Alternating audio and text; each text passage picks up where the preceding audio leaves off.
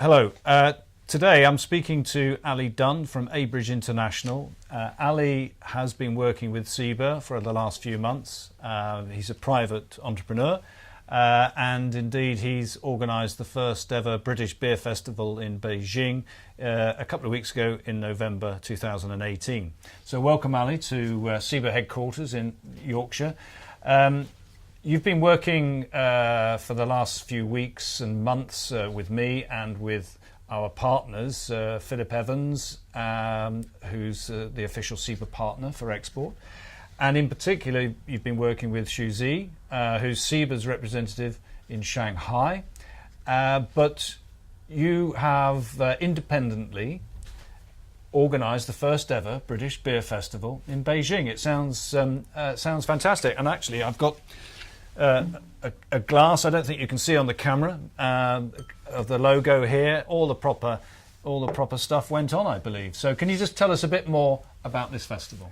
Yeah, it's I didn't realize that until we start organizing. It's actually the first ever British beer festival in Beijing and possibly in China. I know there's some smaller scale things organized in Shanghai, but this is the first significant British beer festival in that country, and we bought some 16 breweries and 16 breweries and altogether 60 beer and cider brand to this beer festival. And did you source some of those independently of SIBA, or a bit of both? Some from SIBA, some from direct. That's correct. So some of a lot of keg beers I sourced from SIBA, and most of the packaged product I sourced from independent from the brewery directly. Good. So how many people, Beijing, now I believe it was in the central business district you held the beer festival? Yeah, it's pretty much very central in the capital. In Chinese capital, Beijing, they have a ring road. So our event is like a third ring in the east side. The third ring of the ring roads. Yeah. Yes, you're right. There are about 3 or 4 ring roads. 6, 7. So 6. So it's pretty central and a very influential area. It's a bit like sort of West End in London. The West End in London. Yeah. Right. Yeah. Interesting. So how many people came along? As your first one, so don't be embarrassed, but tell me, how many people came along? Oh, we only have 3 weeks of promotion altogether. Yes, 3 so weeks, we draw about our message reached estimated 17,000 people. Right. And we got people actually turn at our event around 1,000 people. 1,000 people. Yeah. Well, I think there'll be quite a lot of first-time event organisers who'll be very pleased with the 1,000. Absolutely. I mean, I know Beijing has, I'm guessing here, around 27, 28 million people. That's why there are so many ring roads. But it's a start. So so how many days did the festival last? 2 days. Actually, just one evening and one afternoon and evening. So it's Friday night and Saturday afternoon and Saturday evening. Right. Very good.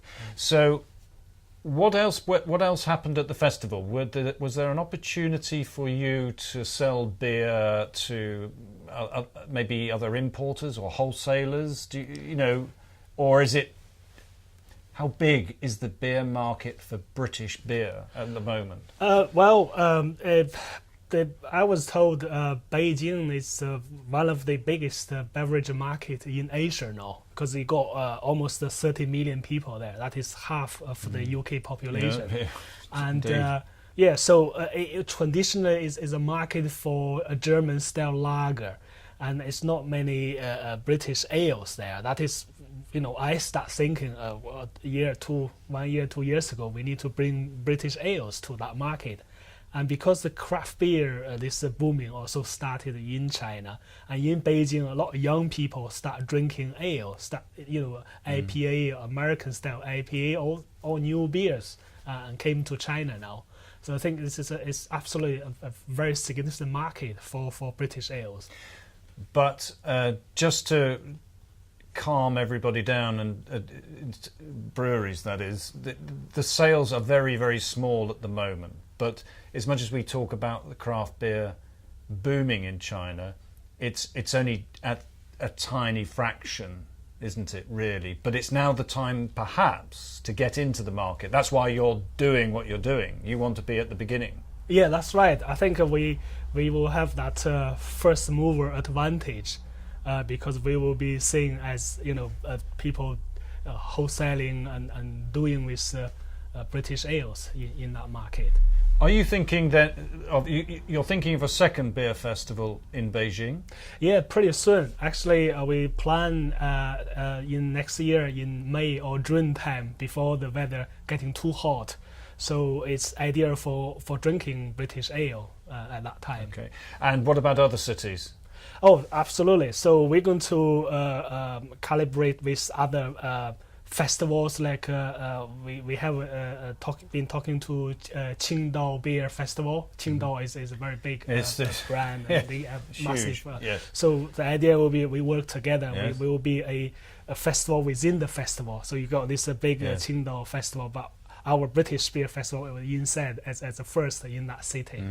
And we have other cities on the list to organize this. So those Beijing and Shanghai being on the eastern sort of seaboard of China, what about further inland to even say Xi'an or somewhere like that? Or is China's a big place? You may not have any contacts. It is a big place, but you can only do what you can do. And Xi'an, actually, what we organize beer festival in Beijing, we got some let's say pubs group come from Xi'an, order beer from us at the moment when we speak.